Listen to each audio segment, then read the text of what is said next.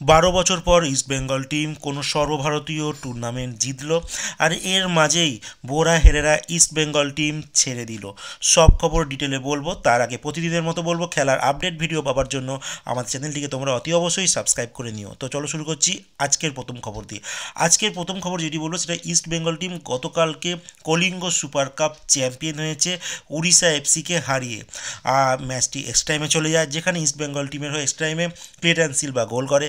এছাড়াও 90 মিনিটের আগেও ইস্ট বেঙ্গলের হয়ে দুটি গোল যেটা করে তারা হলো সাউল কেসপো, যিনি পেনাল্টি থেকে গোল করে, আরেকটি গোল করে নন্দা কুমার। তো এই ম্যাচের পুরো ডিটেল আমি তোমাদের আগে বলি। এই ম্যাচ শুরুতেই ইস্ট বেঙ্গল টিমের একদম দমাদম একটা অ্যাটাক শুরু হয়, আর সেখান থেকেই তার উল্টো দিকে মানে স্রোতের বিপরীতেই উড়িষ্যা এফসি দিয়েগো মরিসিও গোল করে উড়িষ্যাকে 1 গোলে লিড দিয়ে দেয়। প্রথম হাফ এখানেই শেষ হয়। তারপর দ্বিতীয় হাফে যখন খেলতে নামে ইস্ট বেঙ্গল, তো সেখানেই নন্দা কুমার লাস্ট ইয়ার এই উড়িষ্যাতে তিনি খেলেছিলেন যখন কলিঙ্গ সুপার কাপ জিতেছিল।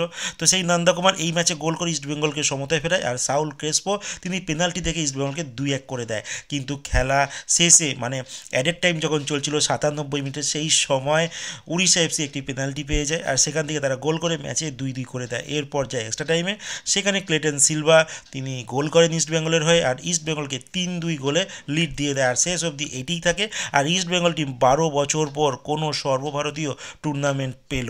কিন্তু একটা জিনিস দেখো, 120 মিনিটের খেলা হলো, আর ইস্ট বেঙ্গল টিম কিন্তু সেই 12 বছর পর মানে 12 আর 120 পর ইস্ট বেঙ্গল টিম চ্যাম্পিয়ন হলো। আর তোমরা স্ক্রিনে দেখতে পাচ্ছ ইস্ট বেঙ্গলের জনতা কত কষ্ট করে তারা নিজের টিমকে সাপোর্ট করতে উড়িষ্যাতে গিয়েছিল। কেউ ট্রেনের জায়গা পায়নি, এরমভাবে শুয়ে গেছে, কেউ বাসে গেছে, নানা রকম মাধ্যমে তারা টিমকে সাপোর্ট করতে উড়িষ্যার ভুবনেশ্বরে তারা পৌঁছে যায়। আর আলটিমেট এই সাপোর্টাররাই কিন্তু কলকাতা ময়দানের ভরসা দুটো প্রধানেই।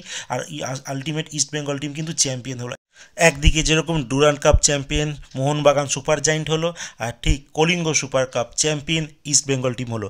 আর ইস্ট বেঙ্গল টিম এই চ্যাম্পিয়ন হওয়ার সুবাদে এএফসি চ্যাম্পিয়ন্স লিগ 2তে তারা প্লে অফ খেলার চান্স কিন্তু পেয়ে গেল। অনেক দিন পর ইস্ট বেঙ্গলকে আমরা এএফসি কাপেও দেখতে পারবো।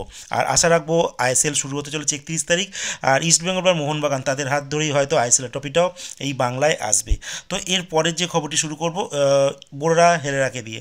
বোরা হেরেরা কিন্তু নিউজ একটা এসে গেছে, মার্কোস মারহিলো জানিয়ে দিয়েছেন তিনি অফিসিয়ালি যে এফসি গোয়া তারা ইস্ট বেঙ্গল থেকে লোনে এই সিজন শেষ অবধি বোরা হেরেরাকে সাইন করে নিয়েছে। তো বলে রাখি, খুব ব্যাড নিউজ।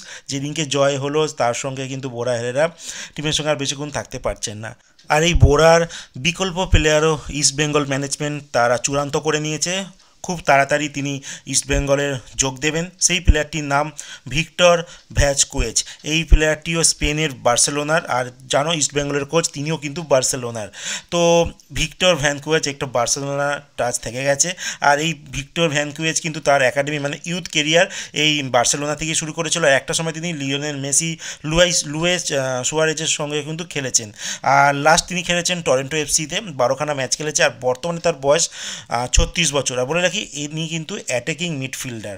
তো দেখা যাক ইস্ট বেঙ্গলের হয়ে কেমন খেলে। বেস্ট উইশেস রইল আমাদের চ্যানেলের তরফ থেকে।